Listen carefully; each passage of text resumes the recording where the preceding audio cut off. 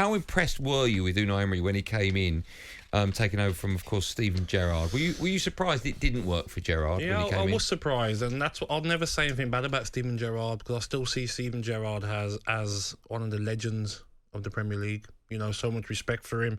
Didn't work for him at Aston Villa, but it happens. You know, managers are not always successful at every club they go to. Was successful at Rangers. I'm sure his next job he will be. But Unai Emery come in, and just hearing people from around the club, they're like, he doesn't leave till 8 p.m.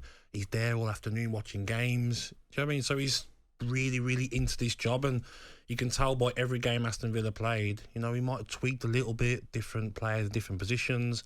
And it's just exciting times going forward for Aston Villa, because you know you've got a manager who's there to work. He's there to get Aston Villa into Europe every season. So I've looked at positions where Aston Villa needs a strengthening. Goalkeeper, their second choice goalkeeper, Olsen's not good enough, so they need a decent second choice goalkeeper. Because we've got Conference League to play in, 2 domestic cups, want to get back into European places. What's your view then on clubs? And Man City, of course, did it in the FA Cup final. What's your view on clubs that sometimes play their second string goalkeeper in important matches like that? It happened at Villa. Brad Guzan played every game until the final, and we played in the final against Manchester United. Brad Friedel played, you know, and sometimes clubs will do that because the second choice goalkeeper, the cup games, but it's difficult. That's why you need a top second choice goalkeeper, so it doesn't weaken you that much. Mm-hmm. That's why Aston Villa need another one. They need another centre half. They've got Konsa Mings. Diego Carlos got brought in last summer, and he got injured. He'll be coming back, the season. He's back. Couldn't get into the side when he come back from injury. Chambers, he's not good enough for me. I think they should move him on and bring another centre half, another striker. They've got Ollie Watkins. They've got Duran, who got brought in, young striker from Colombia, who played in the MLS. They need one more striker. A similar striker to like Benteke, I'd love. Different option. Is it different? What about Lukaku then? Because there's question marks over his future at Chelsea. I'll take Lukaku really, yeah. A different sort of option. You know, Ollie Watkins is outstanding, but can Ollie Watkins play Thursday, Sunday? No, he can't. You know, he needs a bit of a rest, a bit of a rotation. They also need a right back. Ashley Young didn't get renewed contract, so I'd say a right back needs to come in to push Matty Cash. Also, a number 10, Coutinho, has not worked really. Are you surprised about that? I was surprised. I was so excited. I remember commenting on Steven Gerrard about, wow, what a coup getting Coutinho. It's not worked. Buendia's been the better player. Why has it not worked with Coutinho? I don't know. I just feel like there's a reason why, you know, it didn't work for him. Once he left Liverpool, you know, at Barcelona, it wasn't really working. He went to Barcelona with a massive price tag, right? 145 million. And then when he came back here, I like you, thought, wow, what a buy that is. Because I think he came on loan and then you bought him. And I was like, wow, what a great buy. In some games, mate, he does some unbelievable thing. He scored a goal near the end of the season where it was a good move from Aston Villa. I think Buendia let it through his legs, come to Coutinho, slid it in the corner. So he does some great things, then he'll be injured.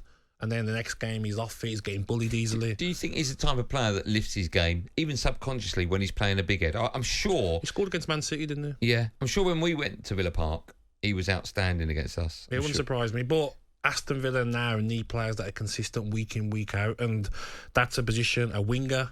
Ramsey and McGinn have been playing on the wings. Are you naming a 1 to 11? They need a whole new... No, they've got Tielemans, great signing. Yeah. But I'd say they need 6 more players. And that's... 6? Yeah, but that's letting players go. So I've got a list here of players need to let go. There's Chambers, Olsen, Traore, I'd let go, Coutinho, Sanson and Nakamba. So it's letting 6 or 7 go as well. So they need more than 50% of their team renewed.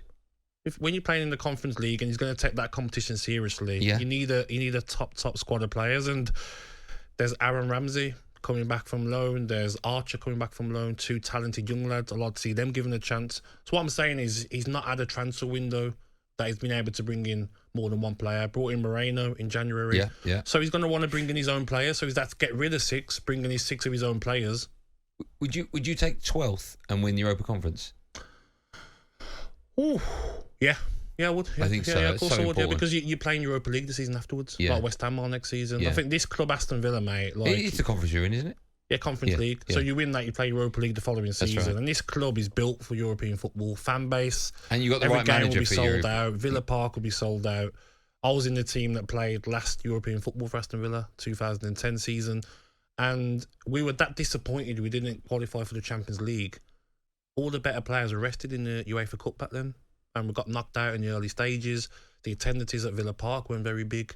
It's because UEFA Cup didn't have that meaning like it does now. Okay. Look at my producer. We've got time for one quickie. He says yes. That's good news for Scott, the Villa fan. Hello, Scott. Good evening, Hello, Scott. lads, you all right? You all right, mate? Yeah, good, man. Good, yeah. All good, mate. All good. Looking forward to the new season. Can't wait, mate, yeah. Yeah, it's going to be a good year, isn't it, Gab? We're going to do all right. What do you Gonna think, do all mate, right. about the players that need to come in and the players that need to go? I'm with you there. 6 in, right? The Camber out, Sanson out. Do you know I really want to see get a good run this year, Gab? Who, mate? Cameron Archer. Yeah, I do as well, mate. Definitely keep him. That kid would be something special. You'll have the rest of them sniffing around him, so especially. What about Coutinho? Do you say let him go? Yeah, he's gone, mate. Traore, Chambers? Do you agree with that? I'll drive Coutinho to Brazil, mate.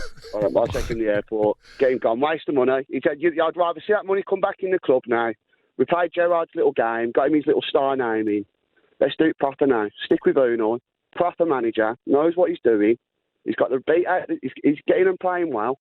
Bring the right players in, the right mix. Doesn't have to be names, just the right player for the right role. I think as well, Scott, I had this debate on Twitter a couple of weeks ago about Tielemans. I'm saying he's not guaranteed starter.